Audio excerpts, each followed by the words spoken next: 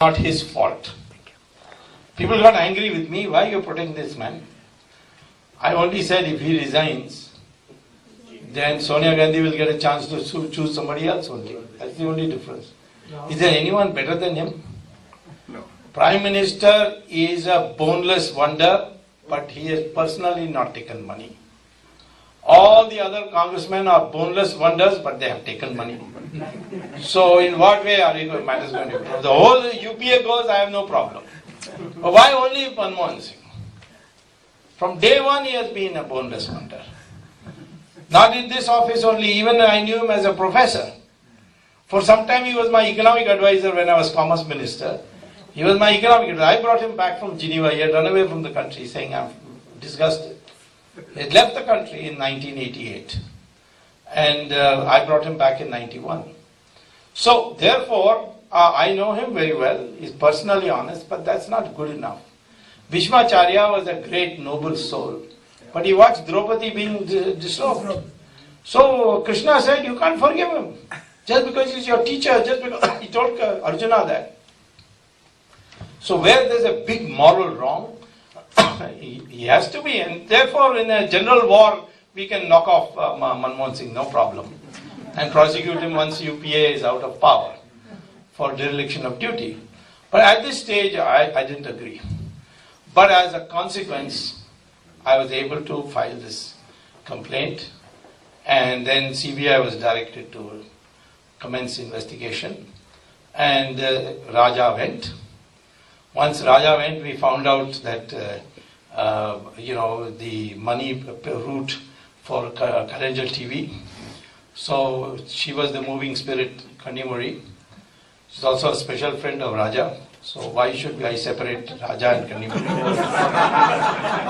So she went. Now Dayanidhi Maran, he went for a different reason. One of the people who got the license was Shiv Shankaran of Aircel, that time of Aircel. But Dayanidhi Maran forced him by denying him everything, even though he had got the license, saying you sell to this man, otherwise you are going to get nothing. All your sunk money is sunk. So the man sold, and he sold it to a Malaysian. Now here's another national security angle. This Malaysian, Ananta Krishnan, is a man who has been laundering LTT money. So now a Malaysian owns Aircel, Etisalat, Telenor, Docomo. So many foreign companies have come. Do you think in this country you find that many foreign companies? In fact, they won't allow. They won't allow Huawei, for example, in this country. Because Huawei is getting equipment from the Chinese army. I'm not against China. I would like a good relations with China, but it doesn't mean that I say my house is your house. That's not what we have to do for national security. So this has happened. Now, in the process, when Manmohan Singh came under fire, why did you agree to this low price? Manmohan Singh, to save his skin, or maybe he was a simpleton, he said in his reply that it was decided in 2003 during the NDA rule that the spectrum price will be decided by two ministers, the Minister of Finance and the Minister of Telecom, and then they will report to the cabinet. That was 2003. In 2006, I further diluted that by saying that the two ministers will decide, and what they decide shall be final. And they don't even have to report to the cabinet. They have to just inform the Prime Minister. This he said in the floor of Parliament. He said it in press conferences. He said it to me. So I began digging through RTI, and lo and behold, it's there in my book. I found a letter of Chidambaram, who was then Finance Minister, to Raja, saying, you and I have to decide the price. Let us meet and then inform the Prime Minister. There is also a letter there's also a file note of Raja, saying that Chidambaram suggested that for the larger good of the country, that means him and some others in the Congress party, larger good, the price should be fixed at 2001. Now you tell me, if Raja is in jail on a charge that you charge 1/10 of the price, but he didn't decide alone. He could not decide alone. Chidambaram is also a signatory. I asked for the minutes of those meetings, and they said the minutes have disappeared. But I don't have to worry about that, because I've got the basic letter where Chidambaram is written to Raja that you and I have to decide and inform the PM.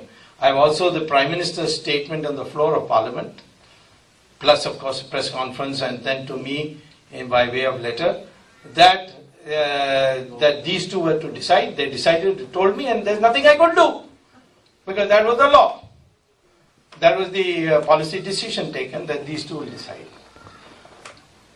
So in the process today, the process of arresting has started. People say, why haven't you caught this man, why haven't you caught that man, why is Tata outside, why is Birla outside? Let me tell you, we have a judicial strategy.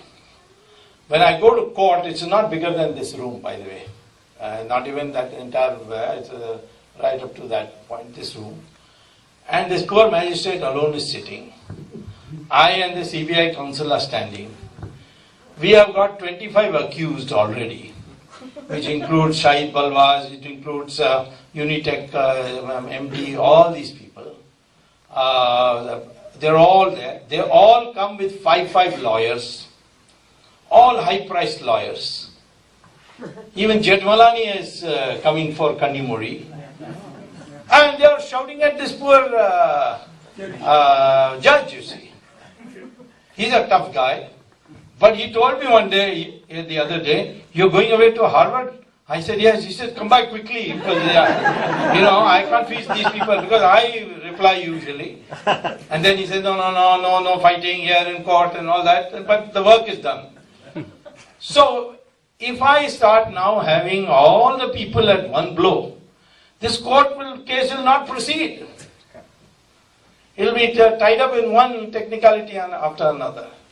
Even these people are making life very, very difficult. So therefore, the idea is Raja's gone, then Kannimuri gone, Dayanidhi will go in 2 weeks' time, August Chidambaram will go. So if Raja is going, then Rani also must go. So Delhi ki Rani and Madras ka Raja.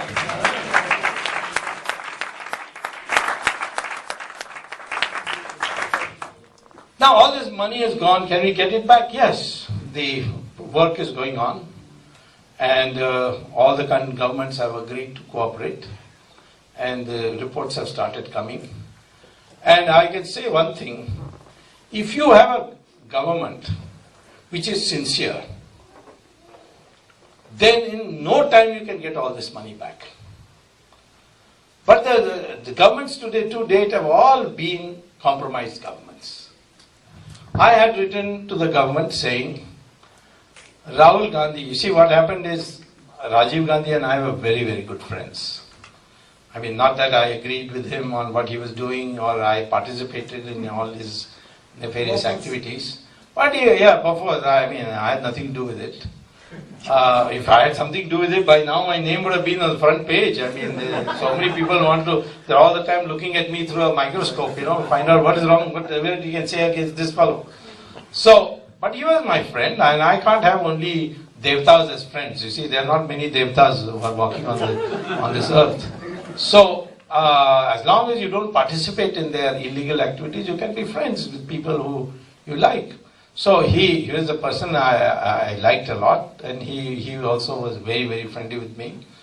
And one day he told me that, you see, this Rahul Gandhi, my son Rahul, you must get him into Harvard. I told him he's failing left, right and center. Harvard won't even touch him. So he said, no, now he has got through Doon School. How he got through Doon School, I don't know. But he did. So he says, he can be admitted. He was in St. Stephen's College on a rifle shooting quota. plus the fact that he was declared himself as Christian. So he got into St. Stephen's, but then he failed the Hindi exam, and he's representing UP. This is UP Wala should answer this.